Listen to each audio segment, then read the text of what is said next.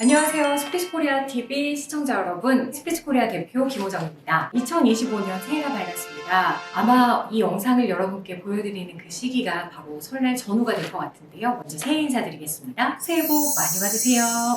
2025년 첫 번째 여러분들께 소개해드릴 책은 바로 김미경의 딥마인드입니다. 김미경 씨는 참 끊임없이 책을 내고 있잖아요. 제가 언니의 독설이라는 책으로 김미경 씨를 가장 처음 알게 됐는데, 김미경 작가의 책이 좋은 이유가 책을 다 읽고 나면 뭔가 열심히 해봐야지, 이렇게 열심히 사는 사람이 있는데 나도 노력해야겠다라는 그러한 생각이 들어서였거든요. 김미경 하면 뭔가 열정, 도전, 파이팅! 막 이런 느낌이잖아요. 그런데 아마 올해 이 김미경의 딥마인드라는 책을 읽어보신 분이라면 그런 부분에 있어서 조금은 예전과 다르다라는 생각이 아마 드셨을 겁니다. 특히 저 같은 경우는 이 책을 읽으면서 내가 알던 김미경 어디 갔어? 이런 생각이 들 뿐만 아니라 한 3분의 1 정도를 읽었을 때는 그만 읽을까? 할 정도로 김미경 씨에 대해서 좀 실망스러웠거든요. 근데 요즘 김미경 씨가 해밭이나 이런 곳에 나가서 특강을 하실 때도 보면 아시겠지만, 지금까지 너무 열심히만 살라고 해서 죄송합니다 라고 하면서 이 강의를 시작하거든요. 이 책도 그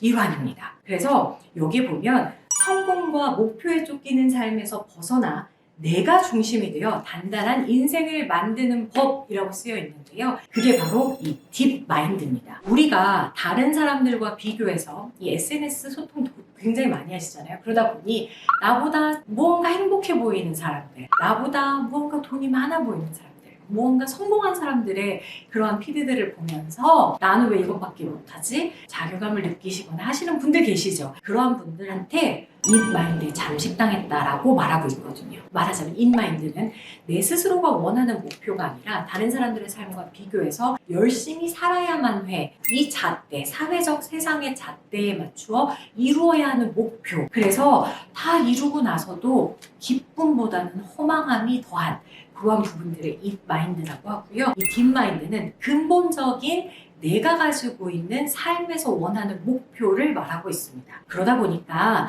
이 딥마인드를 깨닫고 나서 나 왜 이렇게 살았을까에 대한 반성의 스토리, 반성의 이야기가 이 책의 3분의 1이에요. 그래서 목표와 관련돼서 여러분들께 이 책에 대해서 한번 설명을 드려볼게요. 1부, 인생을 단번에 뒤집을 열쇠가 당신 안에 있다. 딥마인드에 대한 설명과 동시에 김미경 씨가 겪었던 딥마인드 성찰에 대한 반성과 계기, 그리고 내 인생이 바뀌었을 때 어떠한 변화가 있었는지에 대한 이야기고요. 2부부터 이제 김미경 씨가 딥마인드로 인생을 바꾸어 나가기 위한 방법 중 하나로 BOD라는 방법을 말하는데요. B는 being, 성찰하기, O는 organizing, 계획하기, 그다음 D는 doing, 실행하기로 나누어져 있습니다. 그래서 2부 잠들어 있는 딥마인드를 끼우고 성장시켜라에 대한 부분이 바로 being, 성찰하기에 대한 부분이고요. being에 해당하는 성찰에는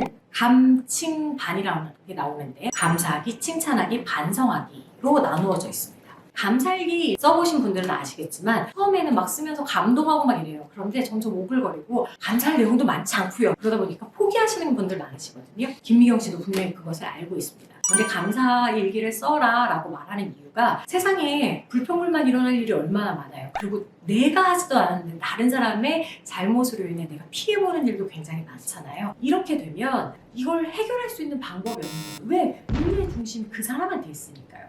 그런데 그것을 바꿔보는 거예요. 그 사람의 그런 문제로 인해서 내가 미리 그 일을 알게 되어서 감사하다로 바꾸면 그 문제의 중심이 나에게로 돌아오죠. 칭찬하기는 내 스스로의 삶에 대해서 어느 정도 만족하고 감사할 줄 알면 나 스스로에 대해서 칭찬을 하자라는 이야기고, 실행하기 위해 나의 인생을 설계하라에 해당하는 부분이 이제 그 뒤에 3부가 되는 거죠. 스스로 진화하는 딥마인드를 만들어라, 올거나이징, 두잉을 위해서 실천해야 하는 계획들을 세우는 시간입니다. 김미경 작가가 이 비잉과 올거나이징이 가장 중요하다고 해요. 사실 두잉은 10%에 해당한다면 이 앞에 있는 비잉은 40%, 이 올거나이징은 50%를 할애해야 한다라고 말할 정도로 이 올거나이징이 굉장히 중요하거든요. 그 구체적인 방법이 적혀 있는 것이 바로 3부입니다. 실제로 김미경 씨 책의 가장 큰 장점이 그거잖아요. 그냥 단순하게 열심히 살아라에 대한 목표에 대한 설정뿐만 아니라 구체적인 방법을 제시해 준다는 거. 그리고 분명히 본인이 겪었던 경험들, 이미 해본 것들을 바탕으로 그 방법을 제시해주고 구체적으로 일상을 어떻게 적용하면 되는지 알려준다는 게 가장 큰 장점인데 이 책도 그렇습니다. 그리고 이제 마지막에 해당하는 4부가 바로 딥마인드의 성장 가속화 버튼을 눌러라. V, 어떻게 실행해야 되는지, 그리고 본인이 어떻게 실행했더니 어떠한 결과가 나고 내 인생이 변화가 됐는지에 대한 내용이 적혀 있습니다.